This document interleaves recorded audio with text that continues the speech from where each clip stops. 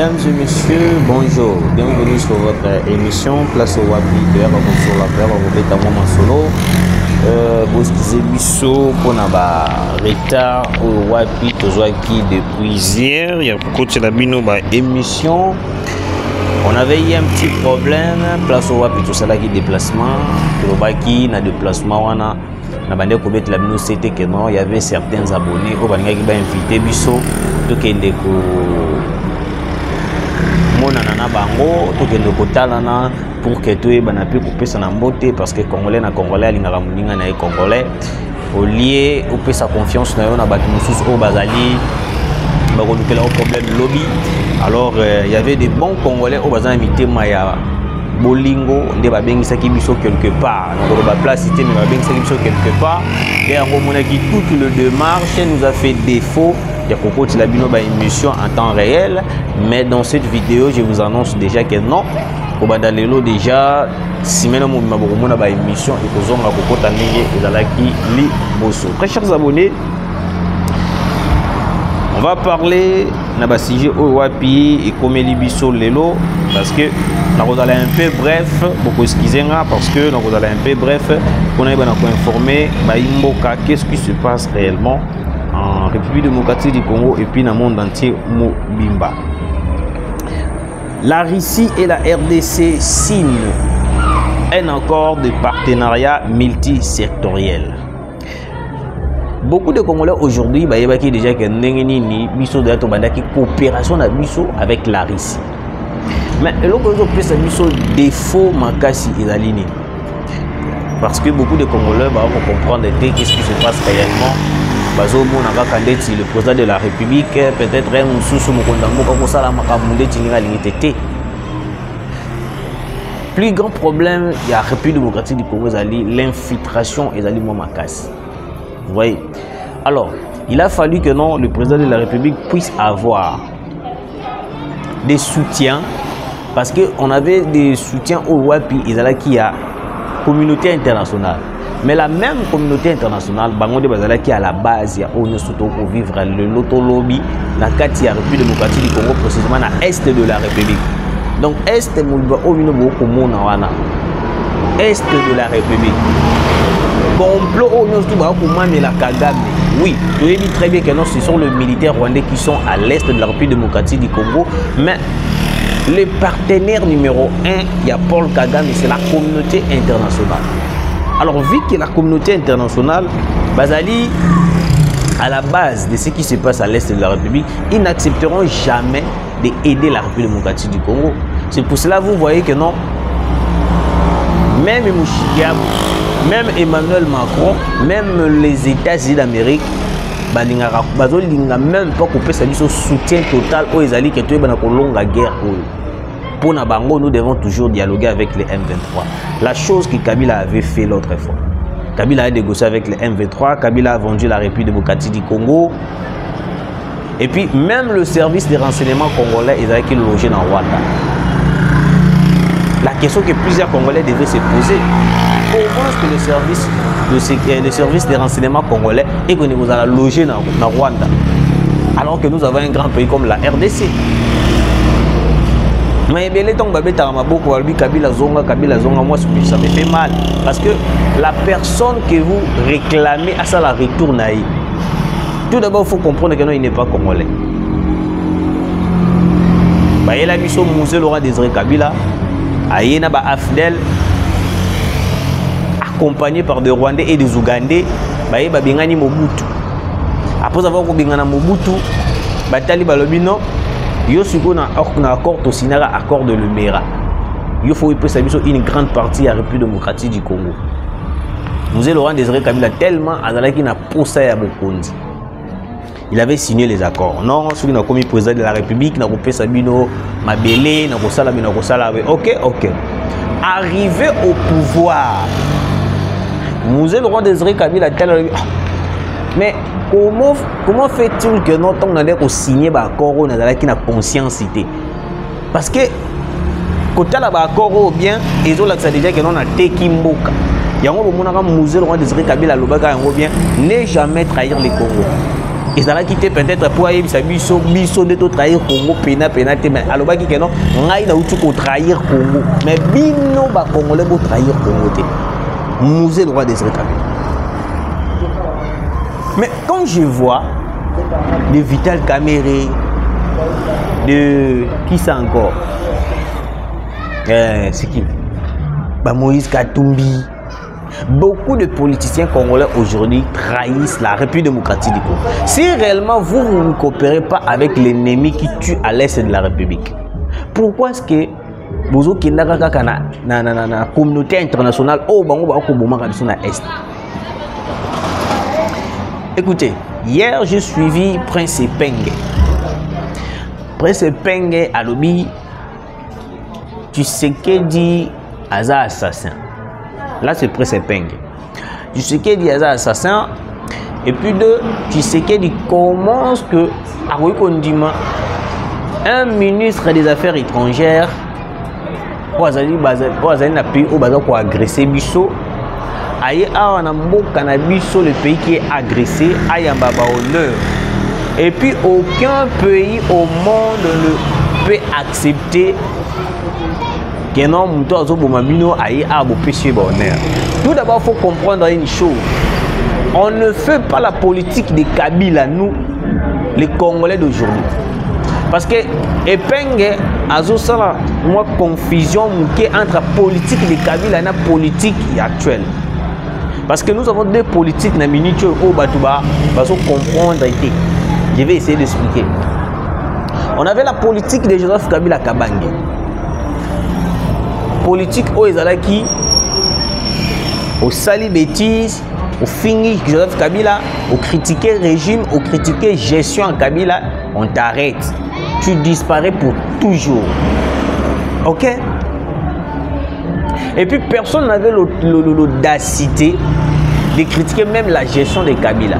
Même s'il fait mal, personne n'avait cette autorité de dire à Kabila que non, t'es que ça la beauté, ça la beauté. Non, il n'y avait pas la démocratie pendant Kabila il était. On avait la République démocratique du Congo, mais il n'y avait pas la démocratie en République démocratique du Congo. Okay? Est-ce que je me fais comprendre? Alors, Alobi Oyaroui Koloba.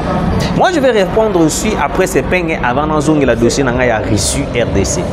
Après ces peignes, tu sais, dans la politique, nous avons la diplomatie et la dictature. Tu sais, dans la politique, dictature et longue, ça a gâté. Tu peux être dictateur, mais tu n'as pas reçu, ou soit tu n'as pas la capacité de vaincre ton ennemi. Mais avec la diplomatie, on peut non, mais j'essaie juste de vous dire que non. On ne peut pas chasser le ministre des Affaires étrangères du Rwanda tant qu'il y a un bébé dans le biso. Mais on a plusieurs partenaires comme la Russie. Oh, wapi place wapi. Tu as déjà la capacité de chasser déjà Paul Kagame. Je vous avais dit que non, les retours de Donald Trump, ils ont le rôle de coincer le Rwanda, de coincer Ouganda, de coincer même Kenya. Parce que ce sont des pays où ils ont plus peur dans la communauté internationale pour venir massacrer à l'est de la République démocratique du Congo. Parce que les pays où on a des bongo, jamais le lotolobi balale balamuki balobi non to soutenir Rwanda et plutôt to soutenir RDC, to soutenir Tshisekedi. Non, bakosala yango te. Bakosala yango te. Pona bango l'Occident azali le rôle nzambe na bango ou apesaka bango ba 3 mandats, ba 4 mandats, ba 5 mandats. Alors dès que l'Occident dit seulement que non ote bino bosala eloko bango bakosala yango directement. C'est pour cela on a rappelé à tous les Congolais sur toutes mes émissions que non ceux qui vont remarquer le comportement il y a William Ruto et Cyril Ramaphosa. Vous allez dire que non, c'était des comportements bien, mais le jour où on va changer comme on va quitter les États-Unis, le discours est changé. Même le Kenya aujourd'hui, oh les lois commis contre Bisso. Avant, il disait de bonnes choses pour la République démocratique du Congo. Oui. Mais le jour où Atsaka Makolo est aux États-Unis, Joe Biden a dit, monsieur, mais non, monsieur, si tu veux être au pouvoir, garder les honneurs, il faut pousser la République démocratique du Congo contre mieux. Yango Moni Lelo Yotosukiwa, William Ruto, Tiki Biso, Batona Nyo surtout Tiki Biso. Tout comme Biso, mais même l'Angola, le pays le plus proche. Oh, ouais, plutôt pour penser peut-être que non, l'Angola a un avantage, a un avantage. L'Angola Tiki Biso. J'avais aimé, tout le monde même Denis Sassou Nguesso pour rejoindre BRICS parce qu'il a compris que non, les Occidentaux, Bazali Ndoki. Parce que l'Occident aujourd'hui est en train de manipuler plusieurs présidents africains. L'Occident aujourd'hui est en train de manipuler plusieurs personnalités politiques, surtout des personnalités politiques congolais. Oh, les lois, bakomi na bango, bakomi marchand. Au lieu de opposants, les lois bakomi kosala nde cop. La politique n'est pas seulement de faire olalo la muki bandi maman que non, on a commis politicien, on a commis politicien, on va après c'est peng. Tu viens inciter le président de la République sans pourtant avoir de soubassement sur ce que vous dites. Un vrai Congolais ne peut jamais se détourner, ou soit un vrai Congolais ne peut jamais se rebeller contre son pays. Tu te dis que non, je suis Congolais. Tu te dis que non, on est Congolais.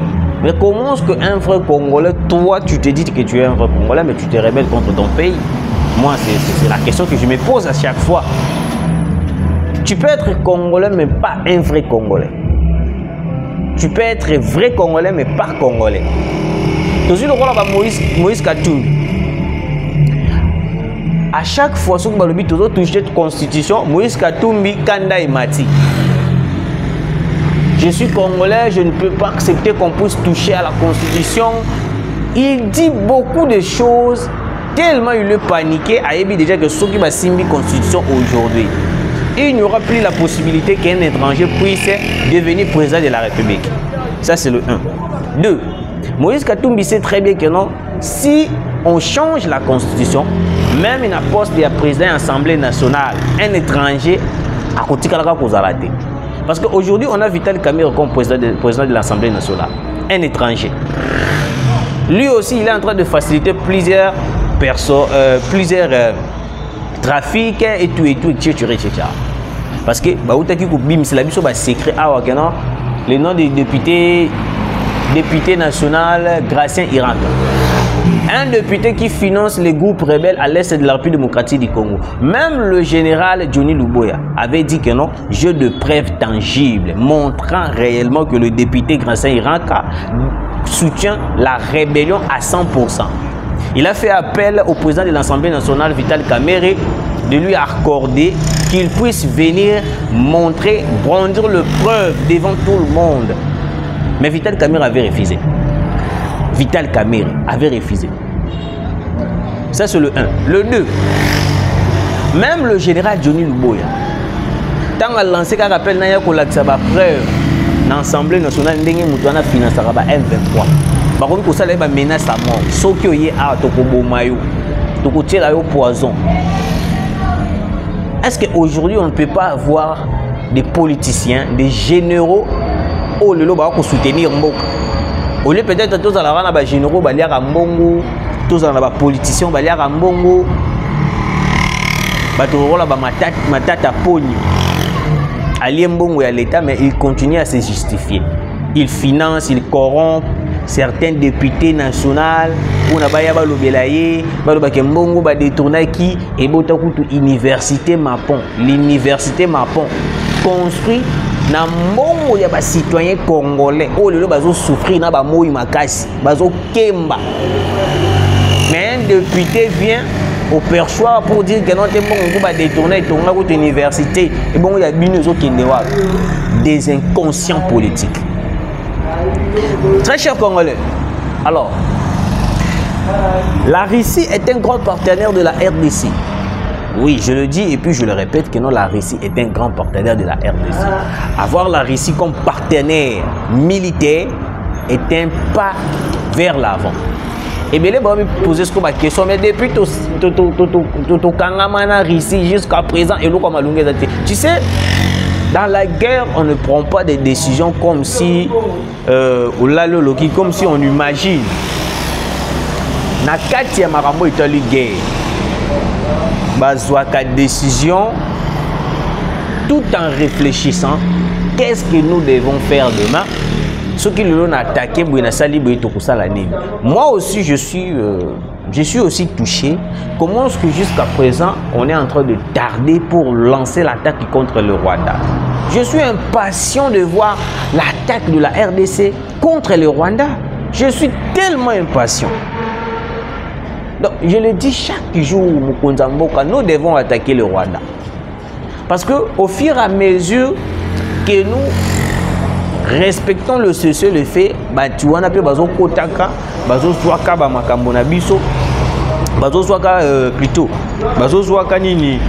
comment je peux dire le nom,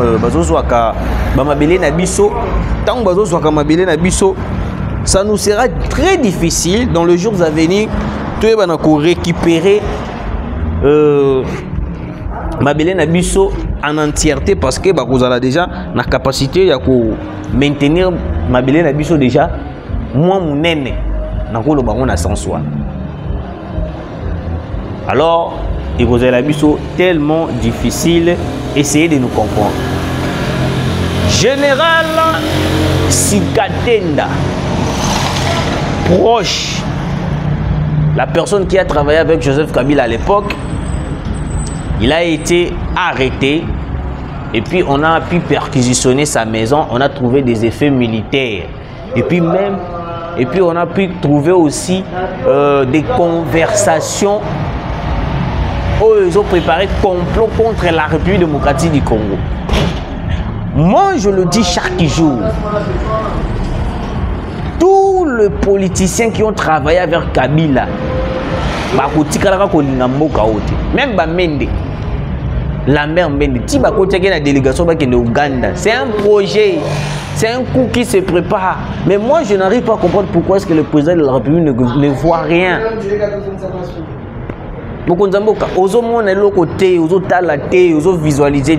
Tu ne comprends pas comment monsieur le président de la République a préparé le plan pour anéantir monsieur le président.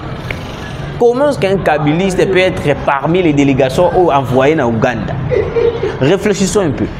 Vital Kamerhe, président de la République à Paris, à Zongi, Vital Kamerhe Kei. Mokonzamboka. Na Ouganda, à Zongi, Vital Kamerhe a tenu une délégation à Ouganda. Pour aller parler de quoi? Soit pour aller faire quoi au geste? Parce que moi je ne vois pas comment est-ce que Vital Kamerhe a Kendaka place sur Mokonzamboka. Moi je l'avais dit que non, il y a un fuite au Bima. Peut-être bien vous comprenez. D'après les informations que j'ai à ma possession, il paraît que Vital Kamerhe a préparé déjà son départ parce que il a des ambitions de postuler en tant que président de la République démocratique du Congo. Alors qu'est-ce qu'il est en train de faire? Azol Lukasiko va un moyen surtout il y a créer une sorte de popularité envers les Occidents. Je répète un peu le mot, créer une sorte de popularité envers les Occidents. Ado Salaboy, accueilli par exemple en France. Non, moi c'est M. Vital Kamerhe, président de l'Assemblée nationale. J'aimerais dans les jours à venir aussi, vous me soutiennez parce que peut-être je peux être président de la République. Au moins, il y a une idéologie. À part les choses, il y a Janine Mabunda, ex-kabiliste, accueilli en France, il y a un tapis rouge. Il y a un tapis rouge. Posez-vous la question. Toutes ces personnes-là reçues en France, pour quelle raison, quel but? Même la raison qu'ils vont nous donner et qu'on a la yangoté, parce que ils ont préparé terrain. Monsieur le président de la République, le général Sikatenda là, qui vient d'être arrêté, Oh bande ko préparer kuna Kabila. Il faut abimisa la biso ba secret. Au moment ndenge mwanga chouchou abimisa ba secret. Malgré tout jusqu'à présent continuera ko bimisa. Mwanga chouchou contenait la boîte à Pandore. Moi je le disais chaque jour sur mes émissions que mwanga chouchou ndenge za bonga za boîte à Pandore. Mwanga chouchou a des choses cachées au wapi soki lelo tolobi to bimisa yango boy. Mboka eko panzana. Plusieurs députés à l'Assemblée nationale seront arrêtés. Mais oui, plusieurs députés nationaux seront arrêtés dans l'Assemblée nationale. Parce que Mwanga Chouchou a déjà, même Vital Kamerhe, il soutient la rébellion. Je l'ai dit. Même Vital Kamerhe, il soutient la rébellion. Il y a un homme qui a Simbo sur raison. Le député quittait les groupes armés. Quitter les groupes armés. Ce n'était pas en vain qu'il parlait. Aïeba qui déjà, malgré tout, tout soit caillé le gros la hombo, tout soit caillé, tout mais malgré la façon mais le papa disait la vérité que non, il y a des députés qui soutiennent la rébellion, qui soutiennent la voie de la balkanisation. Aujourd'hui, on est où? Mais parmi les délégations batini na Ouganda, le même député Gracien Iraka Azanakat. Et puis vous allez me dire que non, Vital Kamerhe, Azali Saint, Vital Kamerhe soutient le président de la République. C'est un traître, je le dis, à grand caractère. À haute voix aussi. C'est un traître, Vital Kamerhe. Ceux qui doivent continuer à regarder Vital Kamerhe, Nambo Kawana, na RDC, le pays va partir. Parce que tout d'abord, il n'acceptera pas qu'on puisse changer la constitution. 2, Akbandi d'ailleurs menacer déjà Ouazalendo. 3, il va tout faire pour être président de la République, pour faciliter la balkanisation de Katanga, de Goma et puis partout. Et puis, Biso Tokova Nararaboy. Tozo continue à fitilité. Oh, Kabouya Kuna Lobi Boy. Kabouya Kuna Mbokezo qui est devenu beaucoup Kolanda Kabouya. C'est grave. Merci Nabino Bolanda qui est tellement nombreux en train de nous suivre. Continuez de s'abonner, de partager, de liker. On appelle surtout d'abord un bot pour le Lumumba depuis quelque part. Et puis on a surtout il y a RDC Monde. Vous s'abonner, vous partager, vous liker. Et tout ça, la trop bien. Tout le temps,